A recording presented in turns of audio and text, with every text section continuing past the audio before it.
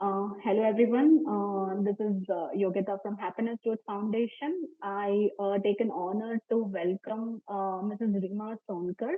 So she's the founder of two startups, Minter's Milestone, which is in an investment domain, and Minter's Reclaimers Private Limited, which is in a recycling domain. So happy to have you, Reema. Like we would like to understand, or you can introduce yourself. Um, Yeah, unmute Reema. Yeah, yeah. Thank you, Yogita, for that lovely introduction. Like told by you, I'm the founder of two startup companies, but that is not how I introduce myself. Also, just a small correction, I'm no more Mrs. I am Miss. I am a single mother, separated 3 years back. So, just there's an assumption in the society that post marriage, a woman has to have the title Mrs. So, pardon me, but I just wanted to bring it to the Okay. notice. I'm Miss Reema Sonkar. Yeah, I always introduce myself as a spiritual being on this human journey, trying to enhance the quality of life around my inner circle and people who know me. There are certain skill sets I'm blessed with, and I try to share those skill set to make the life of people around me easier. I'm very passionate about financial literacy, for especially for women, because I have seen women struggling with finances, and that has impacted many women in their crucial decision making. So that's why my investment company comes very handy, where I try to empower women in my personal capacity to teach them finance, to help them invest into various asset classes, especially in the stock market, and give them confidence. It gives me a deeper level of happiness to see somebody being empowered, and I become a medium of it. Okay, that's so nice to know. Actually, I have been reading your LinkedIn post. Your LinkedIn post, delivers a kind of a message, like from whatever the stories you write from your personal life, also on 1 minute finance sessions which you do. So, like, what kind of community you're trying to build in LinkedIn? Like, Uh, just a quick background of why I'm doing this and how I'm doing this, that also I'll deal with. Why? Initially, when I was newly married, I felt that sense of financial uh, deprivation. Okay. Every okay, time, asking for money from my ex-husband or family, because, I was put in a situation where I had to, give up my career and sit at home. And being the person I am, I'm very enthusiastic, productive. So I tried my hand in the stock market and I made big losses. 2012 itself, I made a loss of 4 lakh rupees. That was my cumulative saving. And it took a big jolt on my confidence. And I felt very shattered. And that was the time I thought, either I become a victim or I use this as a defining moment of my life and get into the study of understanding stock market and create financial literacy. So that was the time. It took me 3 4 years to become a profitable trader. And from there, I started my small initiatives where I started handling money for my friends, for my family members. It gave me confidence. I started a proprietary company where I started giving the services. And when I became a sizable unit, I thought now it's a time to take a leap of faith and get into establishing a private limited company, sorting a team, and then just increasing the team size and giving the service to a larger audience. So that is how my journey has been. And how I have done it, I have been, figuring out people from the industry who are good and who are very passionate about the things that I am, and finding those like-minded people have helped me to reach where I am today. I still feel there's barely anything I have achieved or done. There's a long way to go, but whatever little I do, I feel very blessed. And I'm in good space. I feel happy that, at least even if it is a handful number of people, whatever I'm delivering, it's adding some value to them. okay. So, as you said, right, you like empowering people, empowering women Yeah. to take their Yeah. stand or to build that kind of a confidence in dealing with society. So, how did this thing come to you? Like, you would have made some sacrifices in So, your life, right? unlike my whole personality, Yogita, where people assume that I come from a very liberal family, the fact is very contrasting. I come from a very patriarchal family where women were barely given the choice of educating themselves, and we were trained from childhood that eventually we are all going to land up as being housewives, and that is where the destiny is going to be. But I always believe that our spirit has a different calling, and whenever we come in full glory of our spirit, we claim that space for which we are born. So me, my sisters, like we are seven siblings, three sisters, four brothers. So all we three sisters, we have always been a great advocate of empowering women and creating a mark of whatever we are doing. I mean, even if, like, my eldest sister, who is a homemaker, a proud homemaker, is the queen of the kitchen, and she is deeply indulged herself into art and therapy. My elder sister, who is other sister, who is an officer, has been creating a mark in the industry. So I feel there is a calling, and the more a particular thing is suppressed, the more you want to come up and create that space for yourself. So it came from my family, and my mother had been a great catalyst, because I've seen her, even if she was barely fifth standard pass out, the way she handled money, the way she managed a joint family of 30 people, she had been inspiring in so many ways. So I thought, I too can. Okay. Okay. So, as part of this, right, like as you mentioned, that women are in different industries and all such things. So, women in lead roles are not much appreciated. Like there is a lot of, Yeah. there is a lot of gaps where Yeah. women are being pushed to that role. And in interviews and all these kind of questions are asked, like, what are your future plans? Like, when are you getting married? Or you're planning Correct. your pregnancy? So all such kind of Yes. personal things are asked to us so that they can make the decision of promoting us or pushing us to a Correct. lead level. So what are your thoughts on that? So there is a lot of talks on women are being less in the leadership role. So Correct. Yeah. In fact, a very recent event where I had been a participant, and Arundhati Bhattacharya, the former chairperson of SBI, she was talking and rather requesting the whole audience full of, CEOs and MDs, that, we need to create support groups where we understand the challenges women go through. See, nature has made women in a way that by default, the responsibility of bearing a child in the womb comes to a woman, and with that comes a lot of responsibility. In the corporate world, it's often called as motherhood penalty, where we are assumed to be less committed, and that's why these kind of personal questions come in. I mean, there are women who are not even thinking of having kids, and it's a choice, and they want to focus there.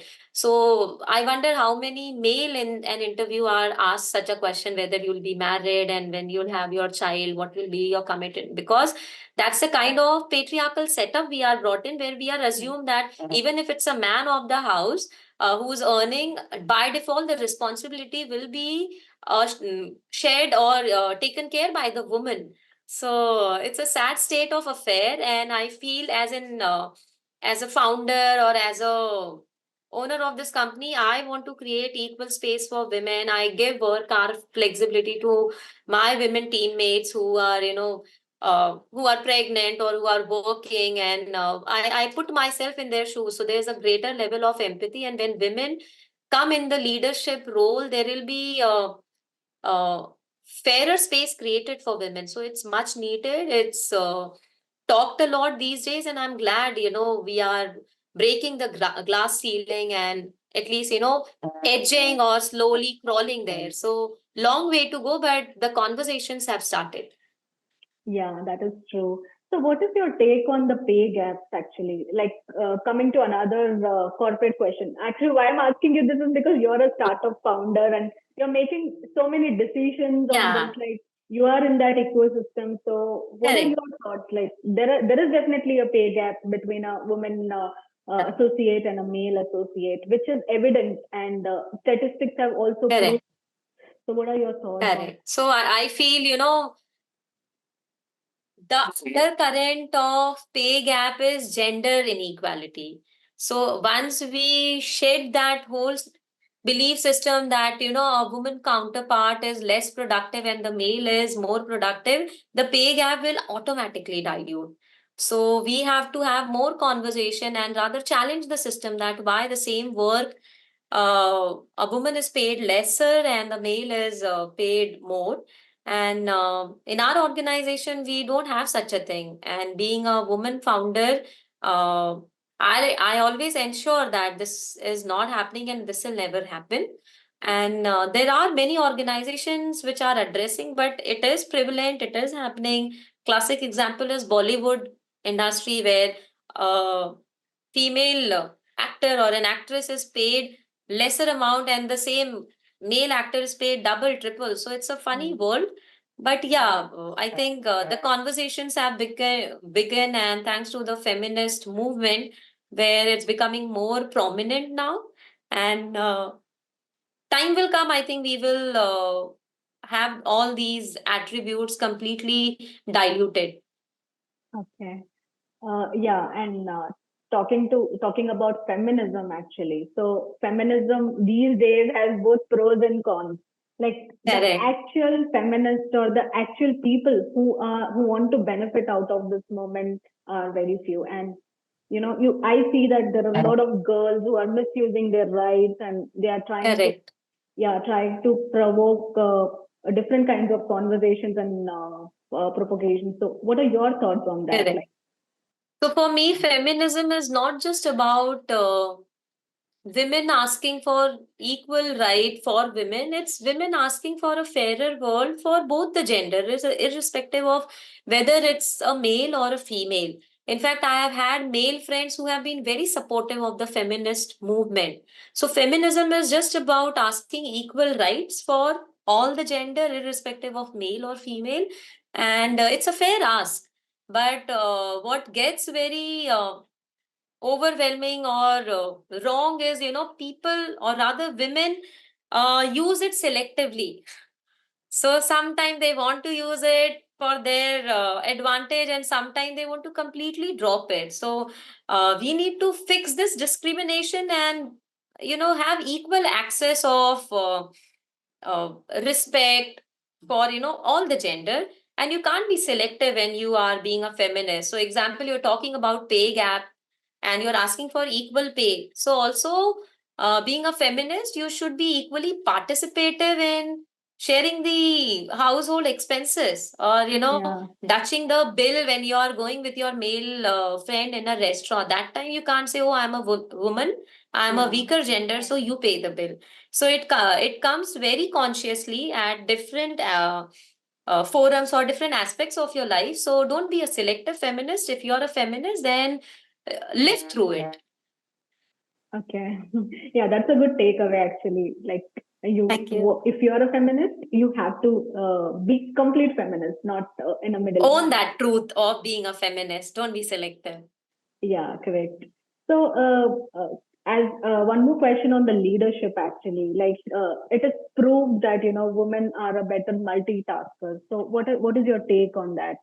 Like they multitask Uh, and they perform better when Actually, this compared to whole men. thing of women being multitaskers sometimes makes me more angry because I feel the society has put women on a pedestal where they are expected to perform more.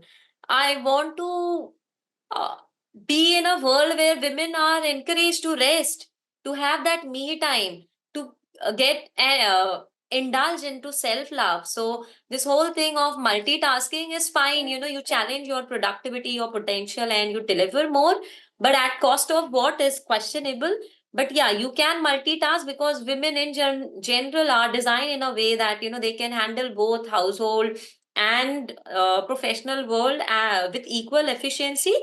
And there are ways to fix it. You set your boundaries right. You prioritize your task, which task is more important, which is less, and accordingly you do a very swift time management. Then you start delegating the authority. Like for me, I have been one advocate of delegation of authority. Anything that can be taken care by my live-in household helper or my assistant or somebody, I will delegate, and I will use my productive time for creating something bigger. And there is no shame in talking it out and saying that I'm not able to manage, and please help. So go seek help. Go talk to your boss about remote working hours or working from home. Why not? And indulge into some self-care activities which keeps your spirit high, and you can come back with a higher zeal to work better in the workplace. So yeah, set yourself with realistic expectation. Go on a digital detox. Have quality time with your family whenever you are with them. So all of it can help you multitask better. Yeah. So you're saying that not to pressurize yourself with a multitasking, but women Yeah. and men both can But be these a very can great be leaders. yeah, Yeah. it can be managed with these points which I mentioned. So it's possible, but yeah, be realistic. I mean, we are human, we are not superwoman. Please drop that whole pedestrian that society has put us into. We are women and we can manage, but at our own pace, not at the cost of compromising on our physical and mental health. So sorry, yeah. I would want to be an underperformer but live a happy life. That's my way of living life. Yeah, that is good actually. Happiness is prime actually. Yeah. Okay. So you are into investment domain, and as you mentioned in your introduction, right? Like you run investment company for your mind and recycling company for your soul. So where Yeah. this kind of giving back to society, or also you said that you run a lot of campaigns, or you do a lot of things to educate women on financial Yeah. literacy and all such things. Right. So where that kind of like not everyone does that, like giving back to the Hmm. society with the knowledge which you have. How did that thought emerge in you? So like I mentioned, I have tasted the financial deficiency syndrome at a very early stage of my marriage. And every time a woman struggles financially, a part of me just connects with that woman. And hence, I would want to help that woman and heal that part of me by helping. So that is an undercurrent. Um, and what all I do, I usually see how passionate the other person is, and if the person I'm talking in context of women, then I go all out in helping. I've created a community where I help people invest in the stock market. There are stock market and financial conversations that happen.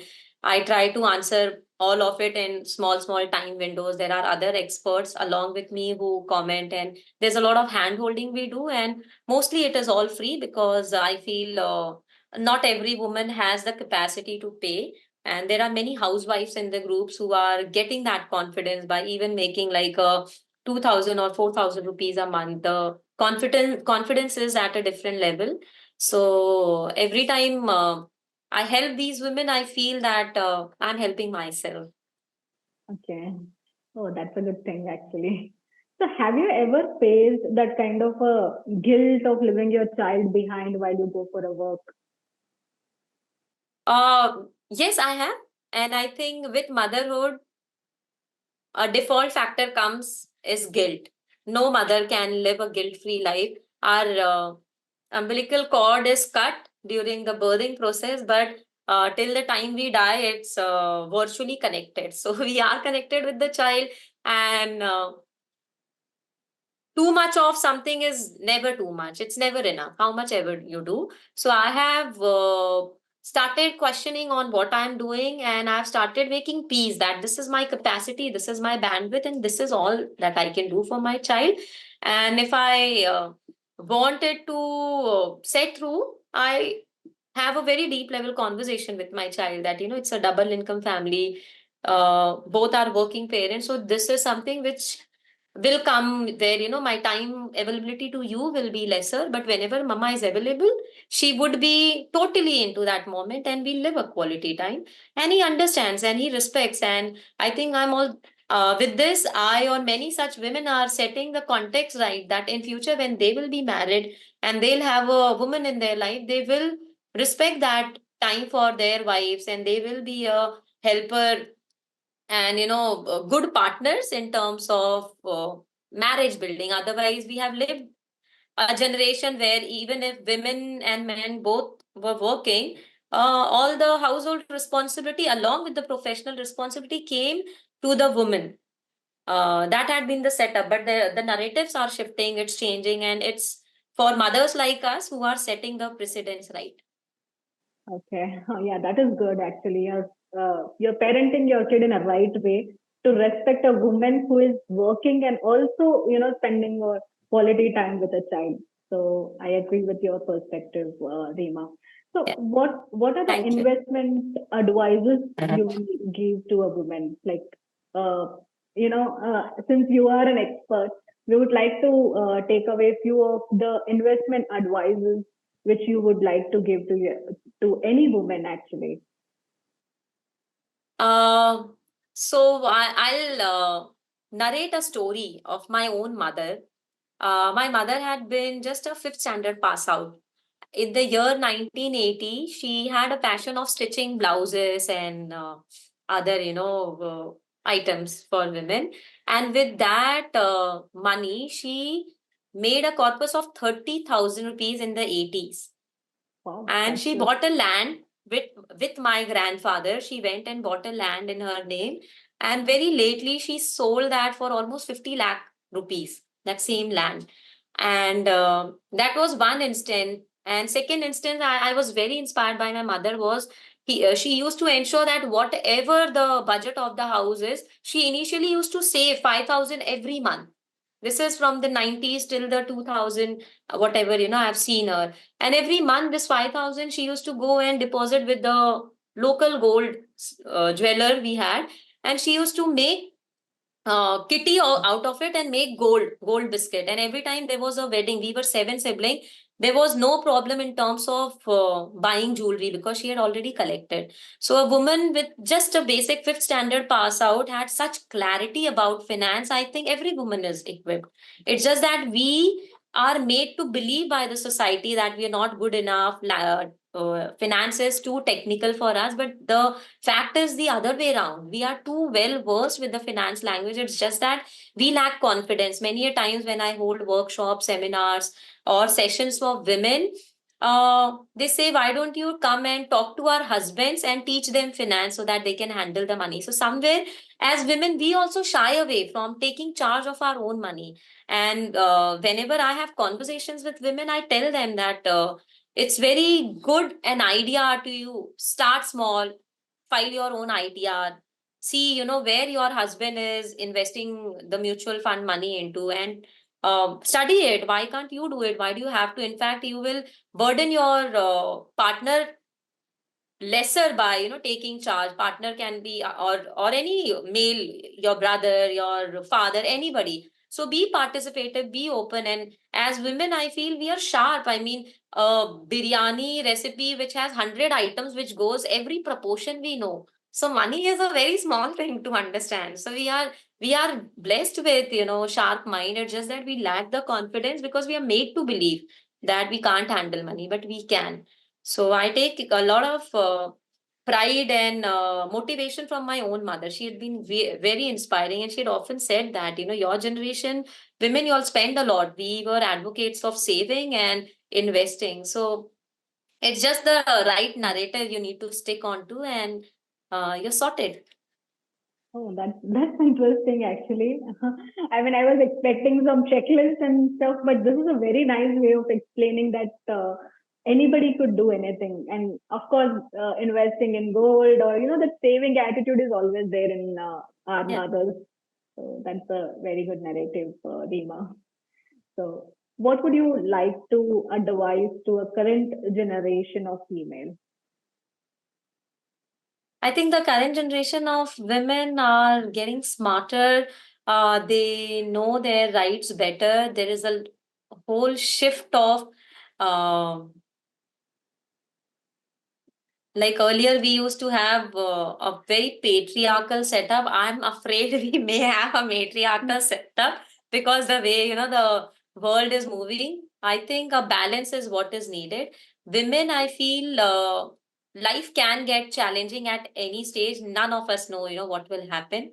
So take charge of your money. Money brings a lot of freedom, a lot of respect for you. You don't have to have a second thought on taking any decision in life if you are having good bank balance, and it will come from saving and investing, right? So educate yourself, create financial literacy for yourself, read a bit, have financial conversation as a mainstream conversation, other than what are you shopping, what are you wearing, where are you dining. These can also be topic of exploration. And we live in a world of internet where there is no dearth of information. If you are hungry for knowledge, you have everything you can ever ask for. So do it, take charge of your money, build yourself, and there are so many support groups where you can find a bag for yourself and just go all out. Okay, that's really nice, actually. So a very good takeaway for a woman that be confident and build a corpus. And Yeah, in your conversation, you mentioned that you are spiritual and you prioritize yeah, self love and all such. I mean, some whatever the tone of conversation which we had.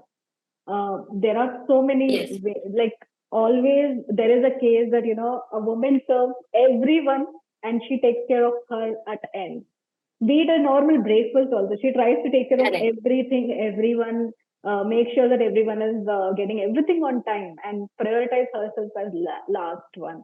So correct. what is your take on that? Like, why Um, a woman should prioritize I self love? think we need to challenge the narrative every time. It's fed in us. Um, and live for ourselves also. Self love or me time is not a selfish thing. We all deserve break. We all deserve that time for ourselves where we can rejuvenate, indulge, and then come back stronger. So it's much needed. Otherwise, in the whole bargain, we lose ourselves and our sanity, and someday we'll be exhausted. So an empty pot cannot really serve someone. So you need to keep the pot filled by throwing a lot of self love, indulging into that me time, and doing things and being very grounded spiritually. So I'm a very spiritual person. Every action I do, I always have a mental dialogue, whether where it's going or where it is taking the course of my life. And I ensure that there's no spiritual ego that I'm attaching with things, because for me three things that damages a human are these lower emotion: anger, greed, and ego. And if you keep a right check of it, then you are by and large in a sorted state of mind.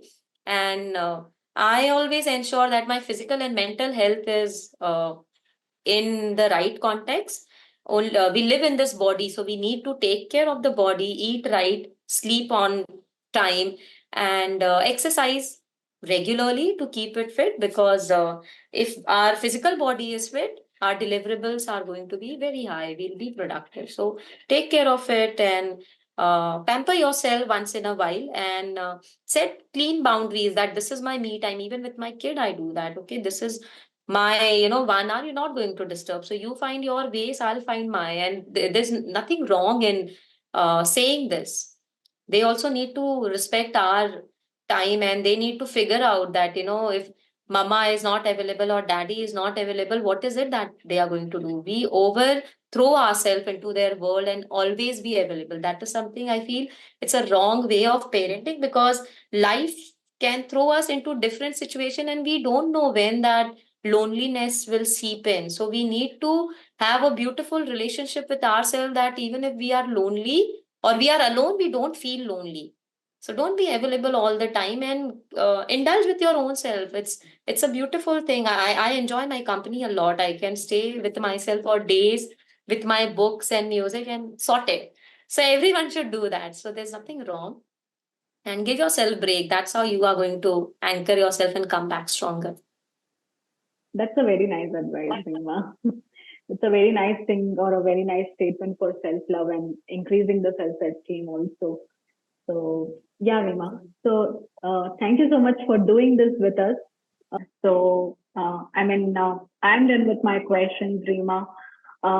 We will play a quick rapid fire with you.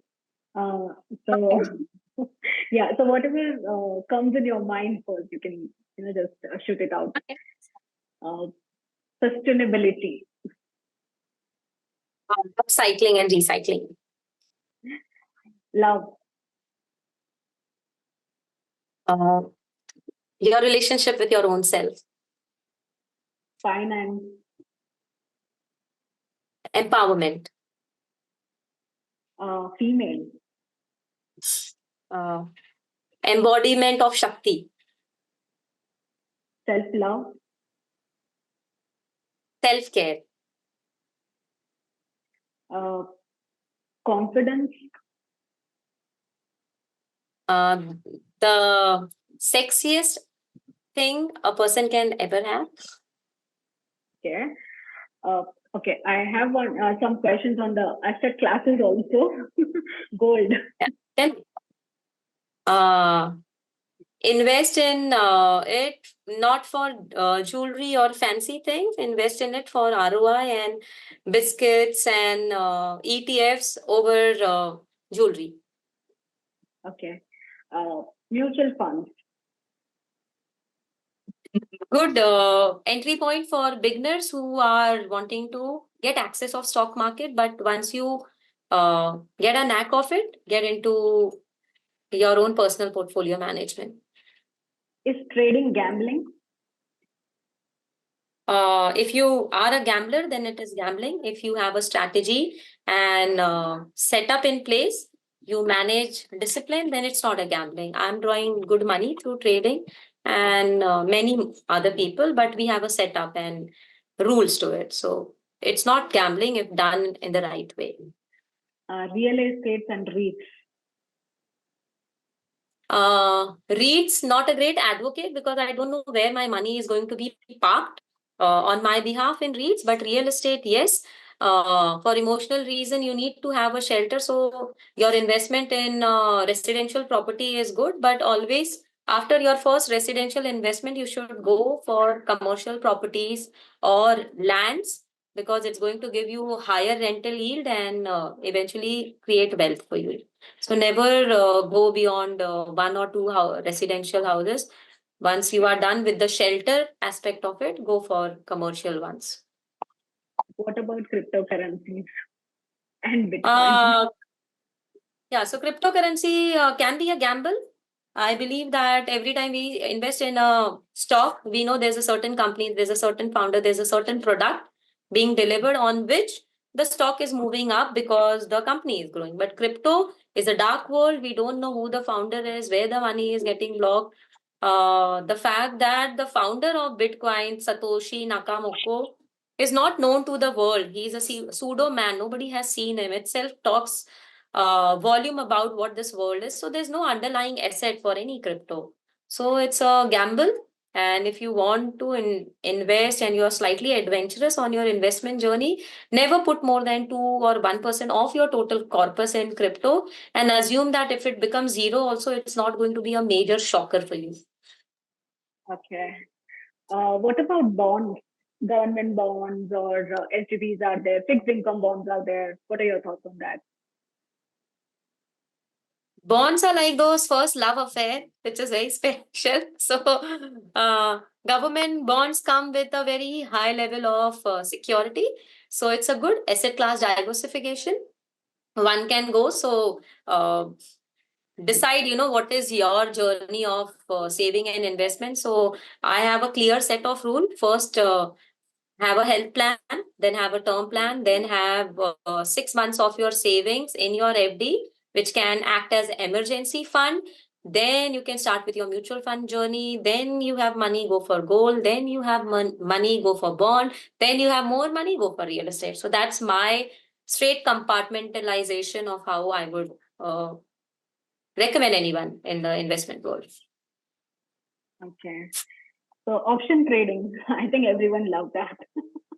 What are your thoughts? Option trading is a roller coaster ride. It's not meant for amateurs. It's a pure work of professional. It's good that if you have a rule based trading or algo trading, you can make money, but only 1% of the total population who are into this option world are making money. So we know the probability is very skewed. And if you love your money and you think you're really working hard to make money, please stay away from option trading. It's not for everyone. Rather, even I am very pessimistic about it, and I have a very small exposure of my total corpus to option trading. And that too, we manage it very professionally. We have a setup, but I don't recommend, I don't advise anyone to indulge into option trading unless that person is a professional and has a ready setup. Okay. Yeah, so that is it, Reema. It was really a great conversation. We got a lot Thank of insight, you. and Pleasure. yeah, we get inspired by such startup founders, and who is doing really good for society, who is making money as well as giving back to society. So keep up the good work, Reema, and this is so inspiring. And definitely, our team will make all their efforts to make it reach to maximum people, and we will Thank try to do you. our best from our end to make this talk reach a very big set of audience so that they can get Thank you. empowered by your journey and your story. Thank you. Thank Thanks, you. Thank you, Yogita. It was such a pleasure talking to you.